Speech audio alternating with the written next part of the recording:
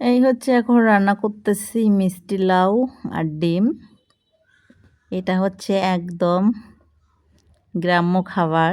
গ্রামের মানুষেরা এভাবেই আমরা হচ্ছে ডিম দিয়ে মিষ্টি লাউ রান্না করি। তো মশলা কষিয়ে হয়ে গিয়েছে, এই হচ্ছে মিষ্টি লাউ দিয়ে দিলাম। অল্প একটু পানি কুমড়াও ছিল, যেটাকে বলে চাল কুমড়া, ওটাও দিয়ে দিয়েছি। তো বাহিরে অনেক বৃষ্টি কয়েকদিন যাবত, তাই বাসায় আজকে এতটুকুই ছিল আর 2টা ডিম ছিল, এ দিয়েই রান্না করতেছি তরকারিটা। এই হলো ধনেপাতাও দিয়ে দিলাম। তো আমরা হচ্ছি গ্রামের মানুষ, আমরা কিন্তু হচ্ছে আলু দিয়ে ডিম দিয়ে ডাল রান্না করে খাই, তারপর হচ্ছে মিষ্টি লাউ দিয়ে ওইভাবে ডিম রান্না করে খাই। এই হচ্ছে আমার তরকারিটা হয়ে এসেছে, আর অল্প কিছু সময় লাগবে, এরপর নামিয়ে নেব।